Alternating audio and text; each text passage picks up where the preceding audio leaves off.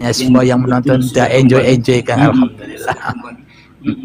Apalagi bantu beliau yang sudah kembali seperti itu, terbuka langsung itu kalau soal rezeki. Ya. Pada intinya baiat itu hanya di situ, Kang Mas. Hanya di situ, di harta. Kalau kita masih pelit kepada harta, selamanya kita tidak akan paham. Memang puncaknya hanya di situ.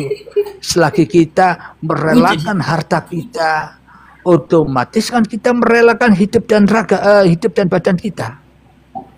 Tapi kalau kita masih pelit kepada harta, apalagi melepaskan hidup dan badan, tambah pelit lagi kepada Allah, ya kan? Betul. Simple itu. Kang Kalau Mas, sudah terbuka, kopinya. simple, bener Mas. Monggo. Kalau sudah terbuka, ada yang mengarahkan untuk dibuka, wah nikmat sendiri. Tinggal enjoy saja. Berarti apa yang disampaikan itu kan sesuai apa yang didapatkan, ya kan, Kang Mas? Betul. Dapatnya enjoy, yang menyampaikan, yang ngajak pada manusia supaya enjoy, ya kan? Betul. Kalau dapatnya melalui siksaan-siksaan, ya ia menyampaikan dengan siksaan-siksaannya. Apa siksaannya? Contoh, disuruh berzikir ribuan kali, puluhan ribu. Intinya supaya apa sih? Supaya manusianya capek berzikir, itu maknanya. Ditakut-takutin dosa. Kalau manusianya sudah kalau manusianya sudah capek berzikir, kan akhirnya sudah tidak berzikir lagi. Wong sudah capek. Ketika sudah tidak berzikir, ya itulah zikir.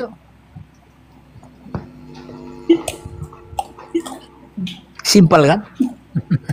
Benar. Tapi maka dari itu kita melihat peran-peran yang ada pada diri manusia yang lain, ya kita nikmati saja karena tidak ada yang salah. Allah lah yang mentokohi seluruh masing-masing umat manusia. Allah tokohnya.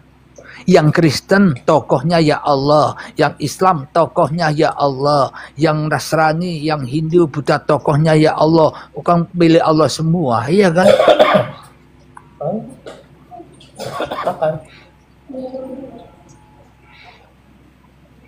Itulah yang dimaksud ketuhanan yang Maha Esa. Iya, Kang Mas, silakan minum kopinya. Yang bawa sambil kopinya dihidangkan ke atas ya, ke yang ada di room ini, Kang Mas, ya, yang dibawa ya.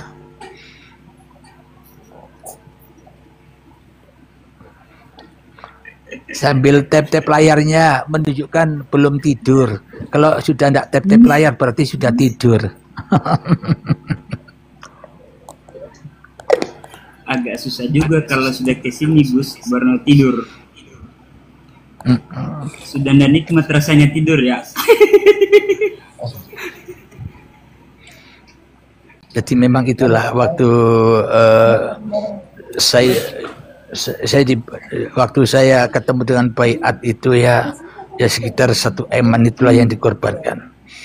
Tetapi ketika kita sudah tak merasa punya apa-apa, memang bukan milik kita, ya disitulah kaya itu, itulah bahagia. Ternyata ketika kita sudah tidak punya apa-apa, Anda nanti bisa merasakan sendiri. Ketika Anda masih merasa punya apa-apa, Anda tidak akan bisa memahami ini. Tapi ketika Anda nanti sudah diambil semua apa yang jadi milik Anda bakal tahu, ternyata bahagia, tujuan manusia kembali itu di sini. Ya, disitulah enjoy.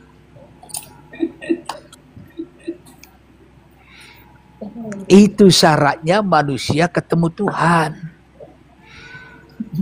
Kalau manusia masih bakhil kepada dirinya sendiri, maka selamanya tak akan pernah menemukan Tuhan. Malah oleh Tuhan ditambah rezekinya. Tujuannya apa? Untuk membakar hatinya, untuk membuat ia jadi sombong, jadi congkak. Ya itu kan hukuman.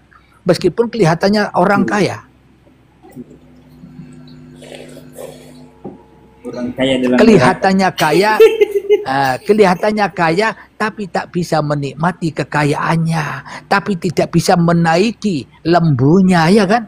Lembunya banyak dikorbankan, tapi tak bisa dinaiki. Ya percuma dan tak berguna, ya kan?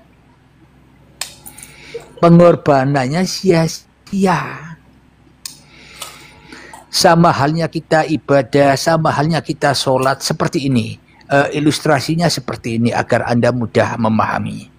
Contoh, saya seorang pengangguran.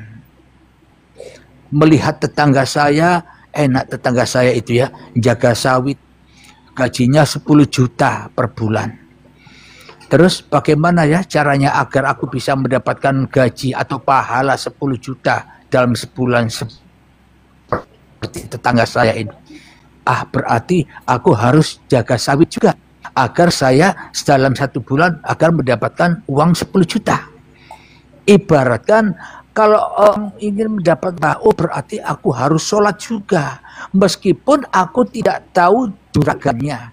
Meskipun aku tidak tahu siapa yang menggaji saya 10 juta sebulan. Saya tidak peduli. Yang penting saya jaga sawit. Kira-kira kita digaji enggak sebulan? Tanpa kita ketemu dengan yang punya sawit. Enggak. Nah, kan itu kan yang kita lakukan, pokoknya jaga sawit agar dapat pahala 10 juta seperti tetangga saya. Sama hanya pokoknya aku ibadah, pokoknya aku sholat tanpa bertemu Tuhan yang punya pahala. Apa kita bisa mendapatkan pahala?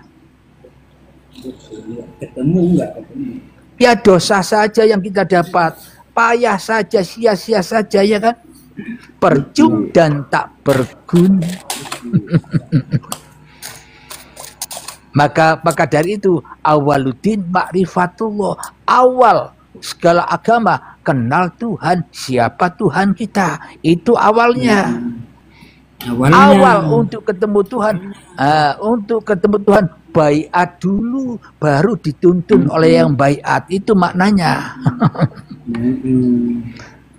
Awal itu marifat itu jadi awalnya ketemu Tuhan dulu, ketemu Tuhan dulu baru dapat gaji, ya kan? Maknanya apa? Kalau kita tidak menemui siapa yang menggaji kita, siapa yang memberikan surga pahala kepada kita, mana mungkin kita dapat itu semua menghayalan saja, ya kan? Betul. Masuk akal kira-kira? Nah, semudah itu ilustrasinya. Makanya di dalam Al-Quran, afala ta'qilun, kenapa kamu tidak menggunakan akalmu? Nah itulah akhirnya agama dan bertuhannya hanya dusta saja, tapi tidak disadari karena ia merasa benar, makanya tidak mau sujud kepada Adam. Ya itulah setan itu, ya kan?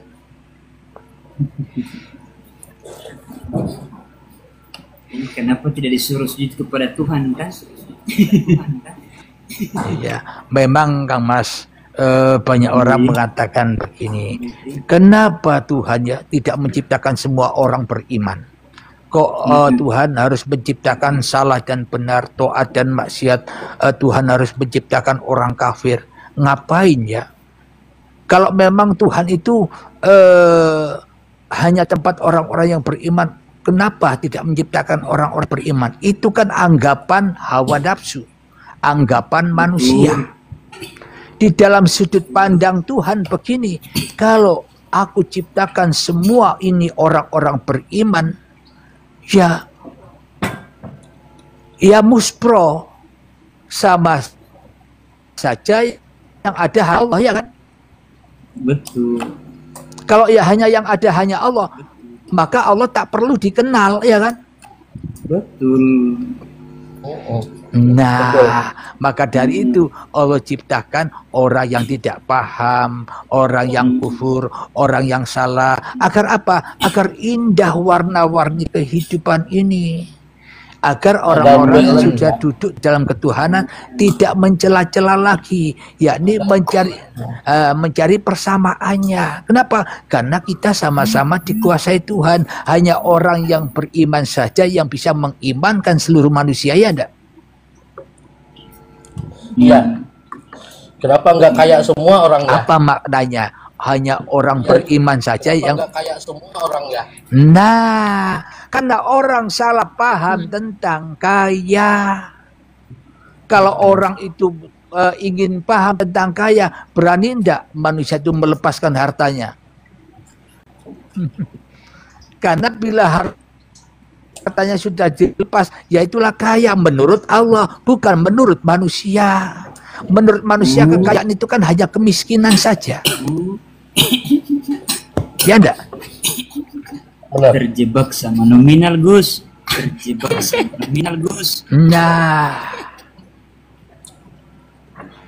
jadi orang-orang yang sudah bisa enjoy begini, rezeki sudah di depan mata kita. Seumpama Allah tidak memberikan rezeki tentang uang, rezeki banyak, daun-daun bisa kita makan. Berapa sih butuhnya perut kita? Semakin kita banyak makan, semakin berpenyakitan. Semakin kita mengurangi makan, semakin sehat, semakin awet muda, semakin panjang umur, semakin enjoy, ya kan? Betul. Ya. Betul. Nah, berarti kaya dan miskin selama ini kita pahami sebagai manusia. Ya begitu pemahamannya. Tapi kaya dan miskin menurut Allah beda dengan kaya dan miskin menurut manusia. Kaya menurut manusia, kaya harus punya apa-apa. Miskin menurut manusia ketika manusia tidak punya apa-apa. Tapi kaya dan miskin di sisi Allah kebalikan paham manusia.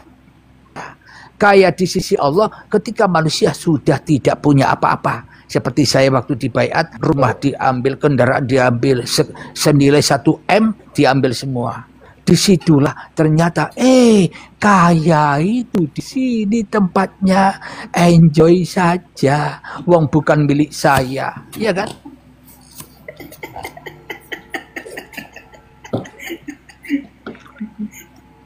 Dulu saya merasa punya harta 1 M, rumah dan kendaraan saya, tapi di dalam kehidupan saya merasa miskin terus, minta terus, ya Allah tambahkan rezekiku, tambahkan, ya, miskin terus. Karena kita kalau tidak sudah berani doanya kayak gini, berarti dia sudah lebih aman. Kalau doanya kayak gini, ada nggak yang belum diambil dari diri ini? Itu sudah doa yang paling bagus itu. Sebenarnya doa yang paling bagus adalah ketika manusianya sudah tidak berdoa lagi. Kalau masih doa minta itu pengemis. Jadi meskipun saya sholat 5 waktu tiap hari, ngimami sambil adzan qomat bahkan sendiri di musola saya ini, meskipun saya berdoa, tapi hakikatnya saya tidak minta. Karena yang bisa mengangkatkan tangan ini siapa? Yang bisa qomat kamit ini siapa? Saya mah enjoy saja.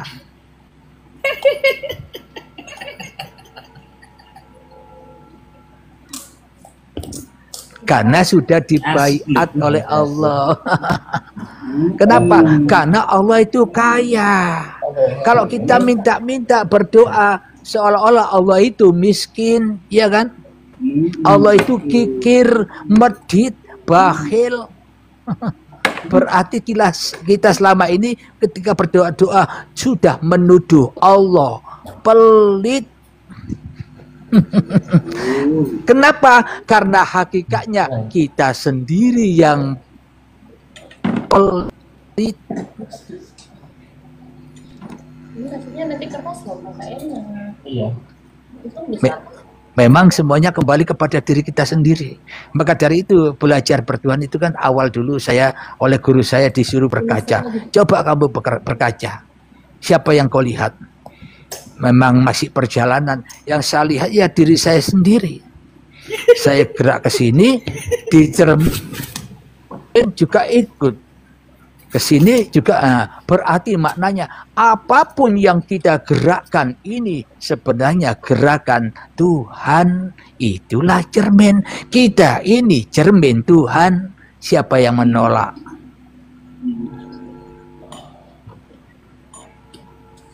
Yang di bawah bisa menerima apa yang saya ungkapkan, bahwa kita ini cermin Tuhan. Al-insanu sirri wa nasiruhu. Tapi kebanyakan orang-orang yang beragama takut menyamakan dirinya dengan Tuhan. Kenapa? Karena takut disaingi Tuhan, ya kan?